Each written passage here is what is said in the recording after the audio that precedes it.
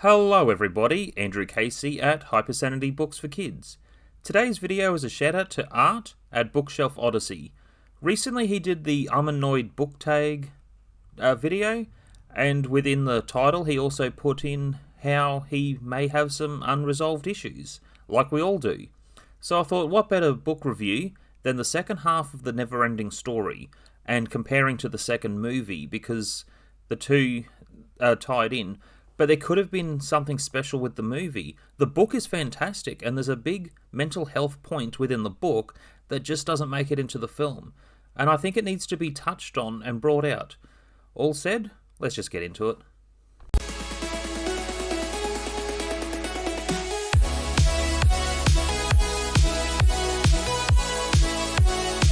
Number 1. The story continues. In the movie, Bastion returns home already and has his relationship with his father a little bit checkered because his father's passion is swimming and diving. Bastion has a fear of heights, so he seeks Coriander for a book about diving and swimming to overcome the fear of high heights. With this point, the Neverending story calls to Bastion, and that's how he ends up going into Fantasia compared to the first story.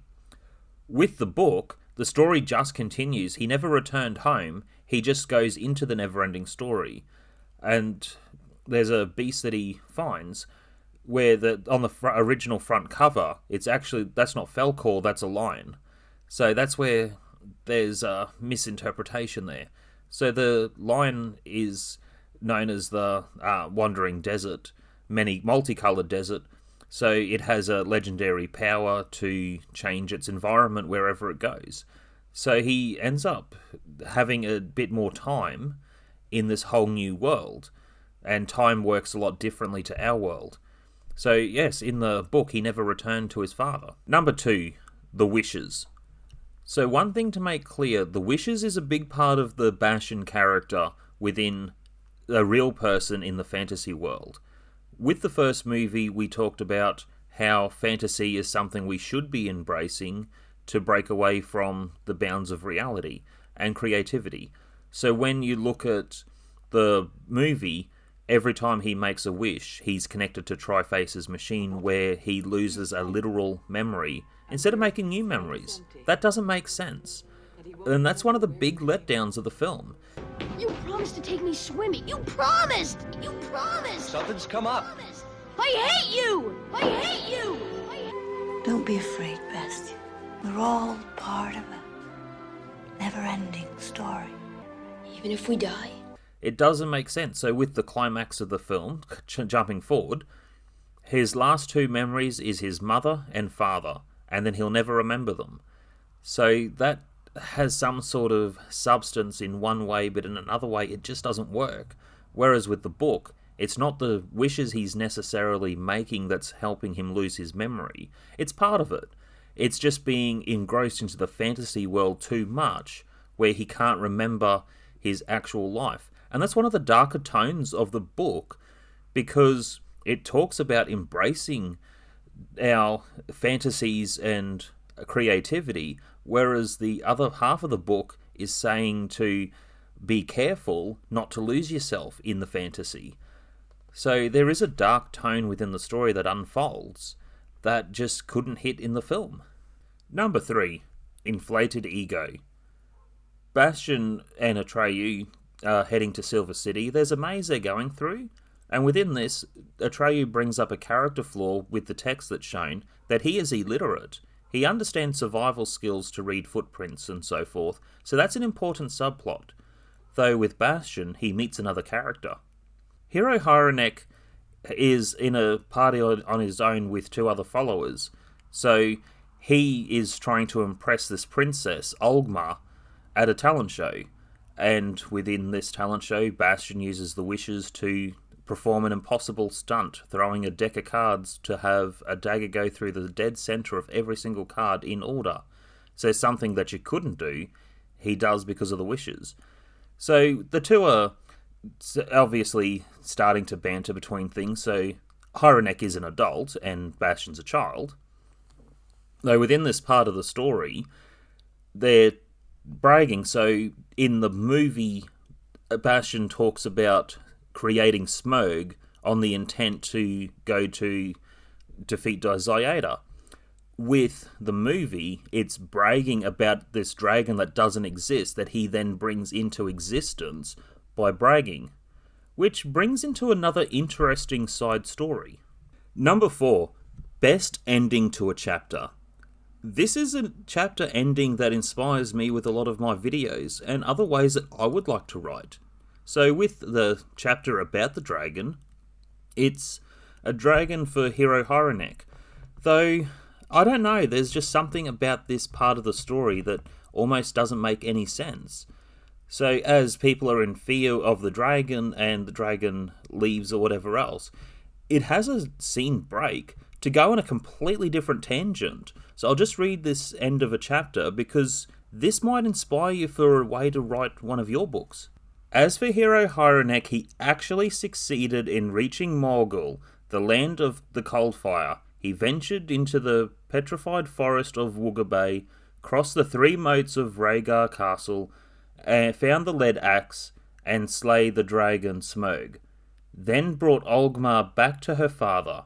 At that point, she would gladly have married him, but by then he didn't want her anymore. That, however, is another story and shall be told another time. From that, where it has nothing to do with the current story in one way, but it wrapped up a part of the story to say that there is another spin-off story or a side story that didn't really exist. But to the point, this dragon could only be slayed by the lead axe, as Bastion said with his bragging earlier, and Hypersanity found the axe, literally, to kill the dragon. So it was something interesting within the story, which then led on to the next part. Number 5, The Seeing Hand. I like what they did with Horak Castle in the movie. It has this overwhelming grasp, as if the hand castle is grabbing something. Also within the book, there are a lot of different eyes and windows over the castle. It's interesting. I do appreciate the illustrations because it helps open a chapter, but it's not too much to draw you away from the fantasy, if that makes sense. It allows you to still have an imagination with the book. So I do appreciate the illustrations and how it's not too much to destroy the imagination of Fantasia. The Ziada character, she is quite dark and manipulative, and we'll touch on her soon, but there's something else where she does take a lot of strategic risk getting close to the protagonist. And that's something, she has a history, but she knows that she is a fictitious character in a fantasy world. Number 6, Storming the Castle. In the movie, ATRU uses toys as the suicidal warriors to fight the giants as a way of breaking into the castle, and Bastion repetitively uses a wish for an extra brick to climb. I wish for another step!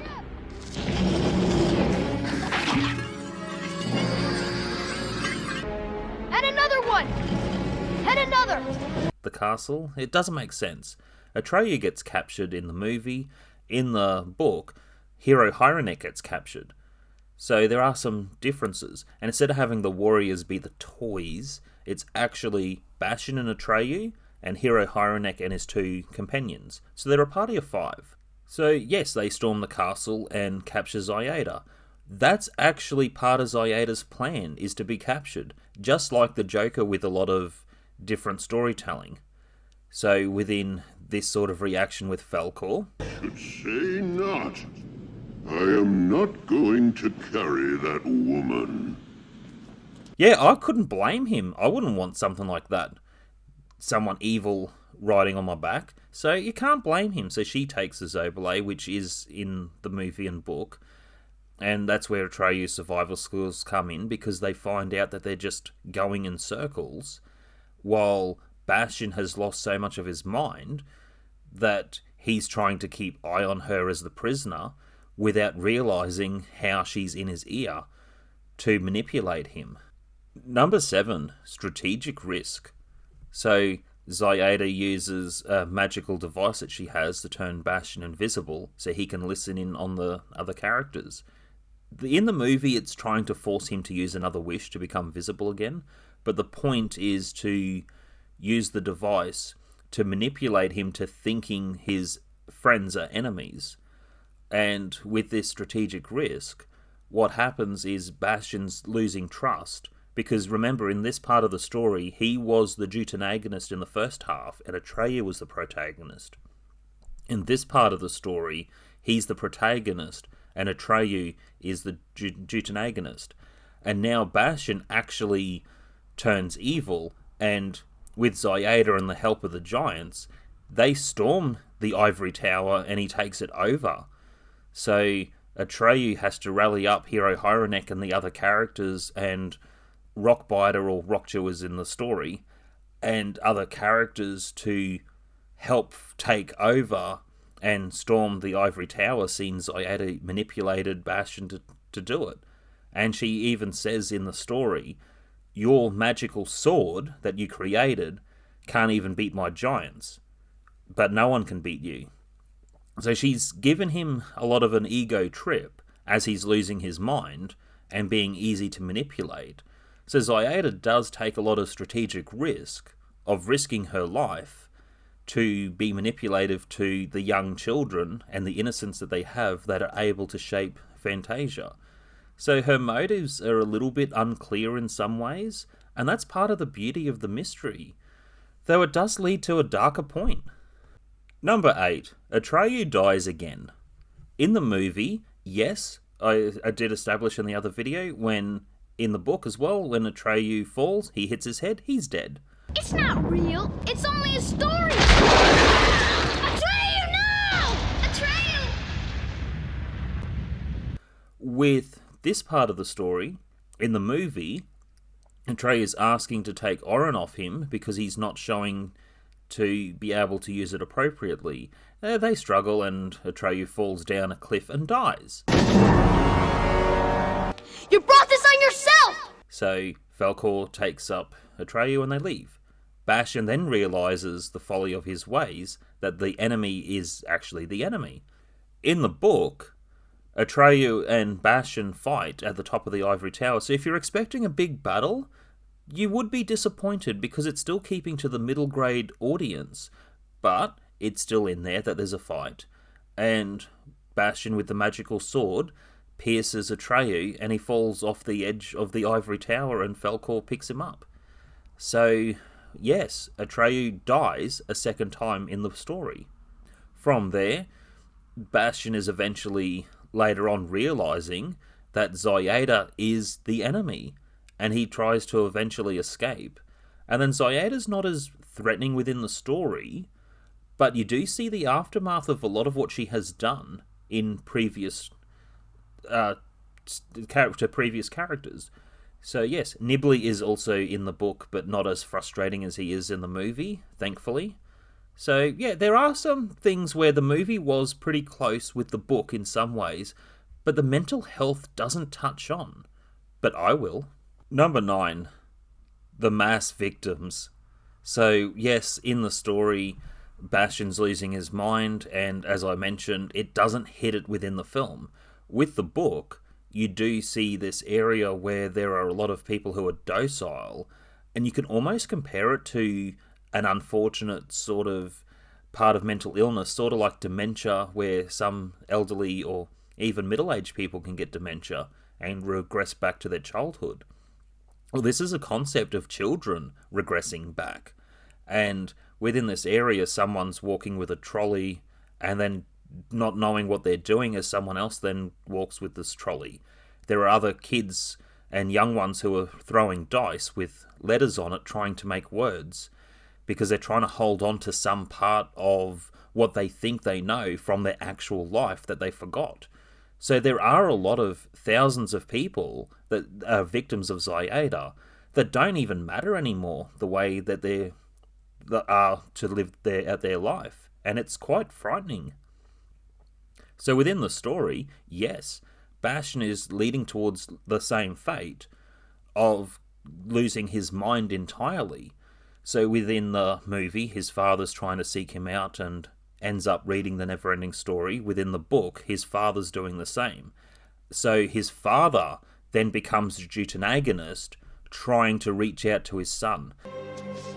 Alone once again, Bastion wandered, determined to find Falcor. My son on a horse? He can't ride a horse. Climbing on a heap of blackened metal sheets and pilings, he hardly recognized the once proud and famous Silver City.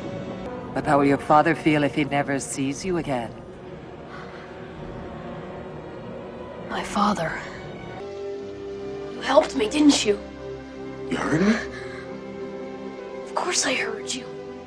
And there's something beautiful about this part of the story where it's tragic that you imagine your child is a victim and losing their mind, but the parent is trying to work to hold on, to help them through, knowing for some reason or whatever it is, that his son is literally in a book as the only way to reach out. So there is a bit more of a concerning point because, yes, Bastion didn't go back to the ordinary world and his father's been worried, where did my son go? Number 10. Overcoming your worst fear. That's the way home? Yes, Bastion. The only way. Within the story, yes, there is the climactic point with Zoyada, but it's not the same within the book. The bigger part is trying to make things right and slowly remember who he is with the help of his father, even though the longer he's been in Fantasia. He overcomes to find that there is a way to come back to Earth, but he has to face his fear, and his fear is jumping from a high height. But it's not just that. If you remember in the beginning of the story, Bastion was overweight from a lot of comfort eating and things. So he is afraid that and it is written appropriately, but Bastion ends up becoming naked in front of ATRU, who got brought back to life, and the childlike princess, his name is Moonchild, and that was also confirmed. His mother's name is actually Moonchild. So I did look up some more info, but that's as far as it goes. So within this point of being the most vulnerable, he's afraid of what they will think to actually see what he looks like, as opposed to using the wishes to look thinner and more braver than what he actually is. From there is a small hint that there is a possible sequel, because Fantasians can also enter through to come to our world. But that is another story and shall be told another time, because there was a sequel movie, The Neverending Story 3. But I have a few gripes about it, but there were some points that do need to be pointed out. That is to say that they did do some research with the movie, but again, it could have been so much better. And I think that's one of the sad points when it comes to adaptations. Sometimes a work of art can be something so fantastic and it just doesn't hit. Though there is a possible talking about a remake of The Neverending Story, but they would have to do it well, and they would have to go to the primary source material, especially to the author Michael Ende, and they would have to do a fantastic job for it to be turned into a movie. But then, as I have said before, and I'll say it again, that is another story and shall be told another time. Before he finally returned to the ordinary world. But that's another story.